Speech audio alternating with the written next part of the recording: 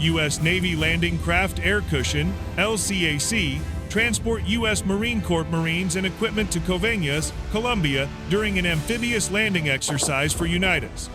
UNITAS, taking place in Colombia this year, is the world's longest-running annual multinational maritime exercise that focuses on enhancing interoperability among multiple nations and joint forces during littoral and amphibious operations in order to build on existing regional partnerships and create new enduring relationships that promote peace, stability, and prosperity in the U.S. Southern Command area of responsibility.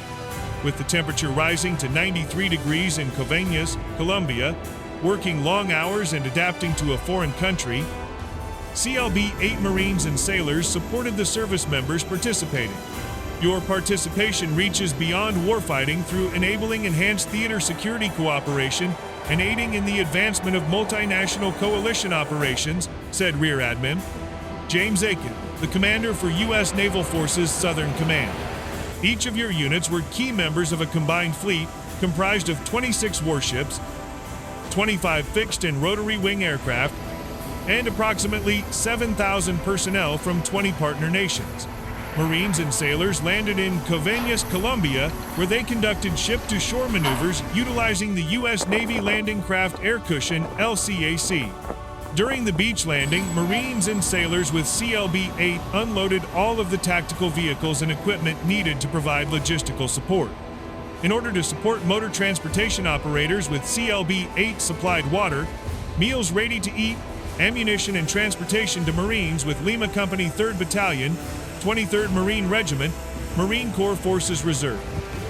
Having these resources allowed them to properly execute their training exercises, which included ranges, helicopter exercises, fast roping, and martial arts training. Outside of traditional resupply methods, Marines tested medically outfitting utility tactical vehicles to provide an alternative for medical evacuation if needed. UTV can be an efficient option for transportation against geographic complications due to its smaller vehicle body and its average payload of 800 pounds. During the exercise, Marines experimented with the Tactical Resupply Vehicle 150, an unmanned aerial system designed to transport gear and equipment, testing the unmanned aerial system's capabilities to transport medical supplies, water, and MRE. During the Advanced Technical Medical course, sailors with CLB-8 learned from the Colombian Marines how to provide the same level of medical care with less resources in a field environment. Doing more with less allows the medical team to be better prepared in situations where an abundance of resources is not available, said U.S. Navy Lieutenant Dan Keller, head of the Damage Control Recitation Team with CLB-8. Additionally, not only did Marines from CLB-8 provide support through logistical means, they also assisted with the command element. We played a lot of different roles, not just a typical execution of logistical support, said U.S. Marine Corps Chief Warrant Officer Tu Juan Balderas.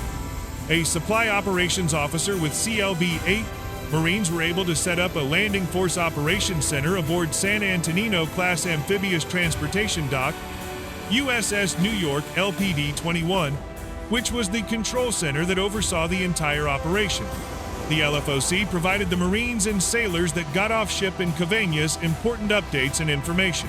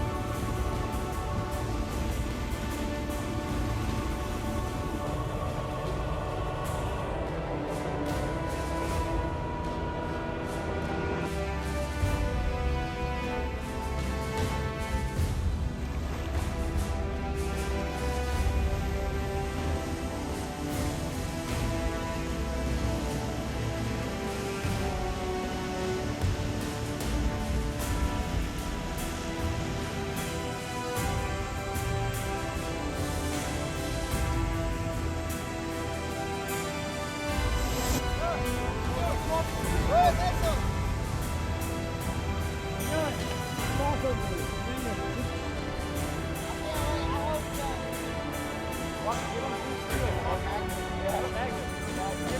him magnet. Come on, do it.